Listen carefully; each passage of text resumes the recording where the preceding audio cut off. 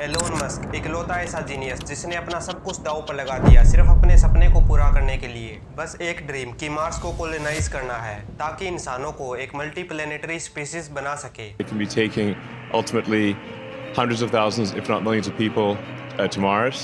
Ideally, we can take anyone who wants to go to Mars, we can take to Mars. लेकिन अब अचानक से ऐसा क्या हो गया कि इलोन ने अपना पूरा फोकस मार्स से हटाकर मून पर शिफ्ट कर दिया। Ladies and gentlemen, please welcome to the stage, Mr. Elon. जय श्री राम दोस्तों। इलोन मस्क, जिसे कुछ लोग जीनियस कहते हैं और कुछ लोग साइको। जीनियस इसलिए क्योंकि उसने वो सब कुछ करके दिखाया है जो कोई नॉर्मल इंसान सोच भी नहीं सकता, और साइको इसलिए क्योंकि वो मार्स को अर्थ जैसा बनाने की बात करता है। I mean, can you imagine how awesome it will be to have American astronauts plant the flag on another planet for the first time? Bam! Yeah! और ये पॉसिबल है या नहीं, ये आपको ये पूरा वीडियो देखने के बाद पता चलेगा। और इसके साथ हम इस टॉपिक पर भी बात करेंगे कि इलोन ने मार्स पर जाने के मिशन को कैंसिल क्यों किया। इंसानों का मार्स पर रहना इसलिए पॉसिबल नहीं है क्योंकि वहाँ का एटमॉस्फेयर अर्थ से बिल्कुल डिफरेंट है। इसमें सबसे पहले नंबर पर आती है हवा। मार्स का एटमॉस्फेयर इतना थिन है कि वहाँ एयर एग्जिस्ट ही नहीं करती। दूसरे नंबर पर आता है वहाँ का टेम्परेचर। मार्स का जो एवरेज टेम्परेचर है वो -60 डिग्री से भी कम है, और रात में ये 100 डिग्री सेल्सियस से भी नीचे चला जाता है। यानी वहाँ का नॉर्मल टेम्परेचर ही इतना है कि एक नॉर्मल इंसान पैर रखते ही जम जाएगा। तीसरे नंबर पर आता है वहाँ का रेडिएशन। हमारी जो अर्थ है वो एक लेयर से ढकी है जिसका नाम है ओजोन लेयर, जो हमें सन से आने वाली हार्मफुल रेडिएशन से प्रोटेक्ट करती है। लेकिन मार्स पर ऐसी कोई भी लेयर नहीं है, और ये रेडिएशन हमारे लिए इतनी खतरनाक है कि यह हमारे सेल्स को डैमेज कर सकती है, यहाँ तक कि हमारे डीएनए को भी डिस्ट्रॉय कर सकती है। फोर्थ नंबर पर आती है ग्रेविटी। मार्स की जो ग्रेविटी है वो अर्थ के कंपैरिजन में 38% है।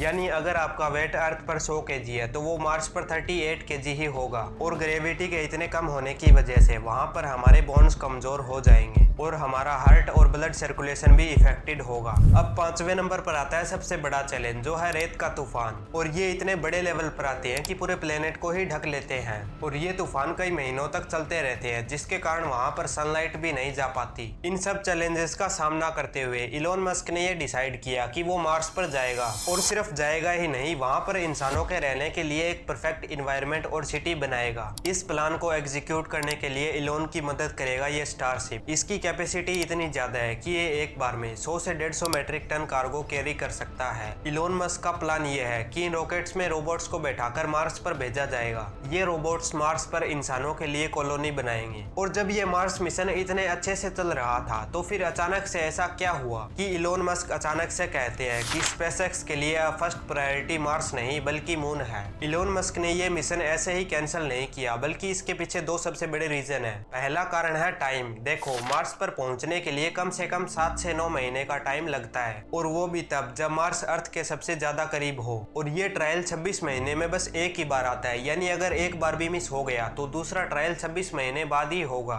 लेकिन अगर मून की बात करें तो वहां पर जाने में सिर्फ 3 दिन लगते हैं, और मून हर 10 दिन में अर्थ के सबसे करीब होता है। यानी हम कम कॉस्ट में मून के ऊपर ज्यादा ट्रायल कर सकते हैं, वो भी कम रिस्क के साथ। दूसरा जो रीजन है वो है स्पेसएक्स का आईपीओ। अभी जून के महीने में स्पेसएक्स का आईपीओ आने वाला है। तो अब आप सोचोगे कि मार्स मिशन का आईपीओ से क्या कनेक्शन। देखो, जो मार्स मिशन है वो एक लॉन्ग टाइम और रिस्की मिशन है, और इन्वेस्टर अपना पैसा वहां कभी नहीं लगाएंगे जहां लॉस होने के चांस सबसे ज्यादा हो। लेकिन जब मून की बात आती है तो वो एक शॉर्ट टाइम मिशन है, वो भी कम रिस्क के साथ। और इलोन मस्क के लिए मून पर जाना कोई बड़ी बात तो है नहीं। और न्यूज के मुताबिक ब्लैक रॉक ने तो 5 से 10 बिलियन डॉलर इन्वेस्ट करने के लिए भी कह दिया है। और अगर इलोन मस्क को मून के ऊपर कॉलोनी बनाने में सक्सेस मिल जाता है तो लोगों का मार्स मिशन के ऊपर भी ट्रस्ट बिल्ड हो जाएगा। तो अब आप लोगों को समझ आ गया होगा कि इलोन मस्क ने मार्स मिशन को बंद नहीं किया है, बल्कि इसे पोस्टपोन किया है ताकि इन्वेस्टर बिना डरे स्पेसएक्स में पैसा लगा सकें। इलोन मस्क की सोच हमारी जनरेशन से कई ज्यादा आगे है, लेकिन इलोन मस्क का इतना ज्यादा इंटेलिजेंट होना क्या हमारे लिए सेफ है? अब आपको क्या लगता है, क्या आपके हिसाब से इलोन मस्क का ये मून मिशन सक्सेसफुल हो पाएगा? कमेंट में जरूर बताएं।